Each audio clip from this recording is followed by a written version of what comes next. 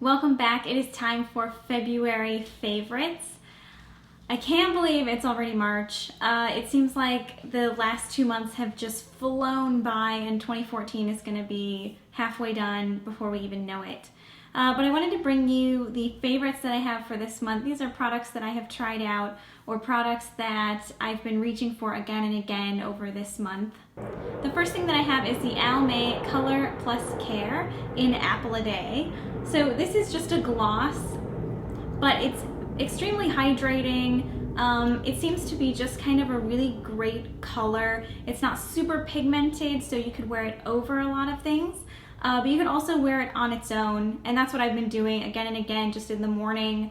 I don't really know what lipstick to wear, so I just pull this one out because it seems to match everything. The next product that I have is the Hensen Color Stain Balm. Now, I can't give you the exact name of this product. I do know that the color is ready for anything. The label has completely rubbed off of this. It rubbed off very quickly.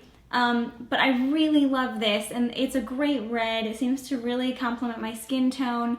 It is a balm, so it's hydrating, but it's also a stain, so it's gonna stick around, so you don't have to be reapplying it like you would a regular lipstick. The thing I love about this most is the way that it smells. It smells like almond bark or maybe white chocolate. Every time I put this on, I have to take a minute and smell it because it just smells so good. Next, I have a couple of mascaras. The first one is this Physicians Formula Organics Wear.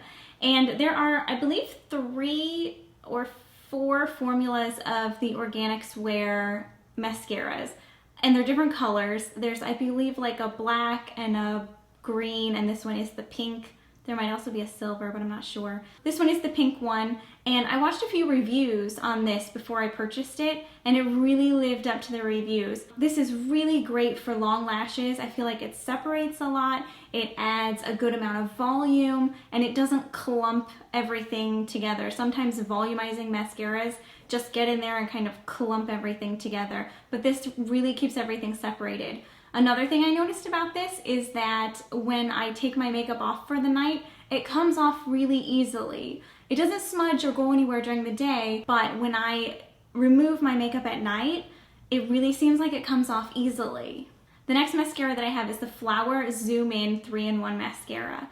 So I picked this up at Walmart, and that's the only place where the Flower brand is available. And what this does is this has a special brush that you can twist, and when you twist it, the brush kind of changes shape. So you can use it for lengthening, volumizing, and curling. And I was really excited about this because I did find that when I used it on the curling function, my eyelashes did curl and they did stay curled. Now, I use an eyelash curler every morning anyway, but I find that my eyelashes have a hard time staying curled and they're very, very straight. So this was an awesome find and I'm super excited about it.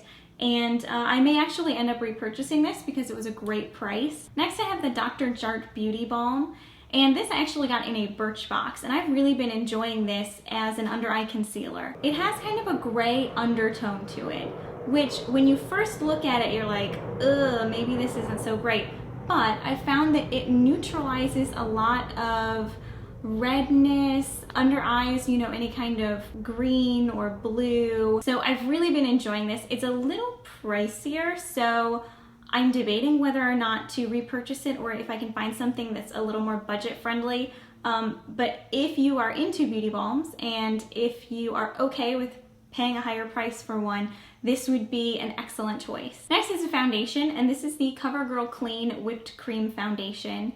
And I have been loving this foundation. I used to use the Covergirl 3-in-1, but I found that it was slightly drying, so I looked for something that was a little more moisturizing, and this really fit the bill. This goes on flawlessly. It's almost like it has a built-in primer to it, so that soft silkiness that you find in primers, it's almost like this is built in. It's good coverage. It's about a medium coverage, so it'll cover discolorations, blemishes, that sort of thing, and I think it's excellent for dry skin.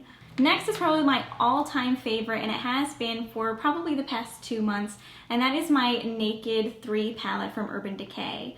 When I first saw the review for this, I knew that it would be a fantastic eyeshadow palette for me. The whole palette consists of pinks. So it's a whole range of pinks from, you know, a dark purplish pinky color with a little bit of shimmer. It goes all the way through the palette to kind of a white highlighter that still has kind of an undertone of pink to it.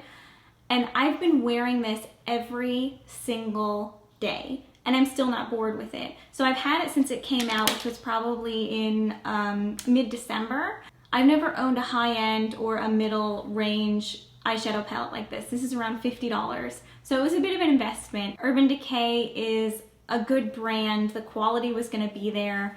So I'm super happy with it. And if you have a skin tone similar to mine, or if you know that you look good in kind of pink tones, this is an excellent choice for an eyeshadow palette. Next, I just want to show you one product that I tried out that I was not happy with, and that is the L'Oreal Paris Magic Nude Liquid Powder Foundation. So I tried this because I thought it would be nice, especially for areas of my face where I tend to get a little greasy, which would be just kind of my T-zone. This, you know, it is a liquid. It does come out and kind of turn into a powdery sort of soft finish, but I was just not happy with it. It's super thin, very watery. It kind of makes a mess everywhere. It didn't give good coverage. I felt like it was maybe as good as a tinted moisturizer as far as coverage goes. It's an open top, so if you apply your foundation with brushes, you know, you're gonna have to pour it out onto your hand. And like I said, it's so watery that it's gonna make a mess everywhere. And just what I do is that, you know, I tip it onto my finger and then apply that way, and it made a mess everywhere that way because it just kind of splashed wherever.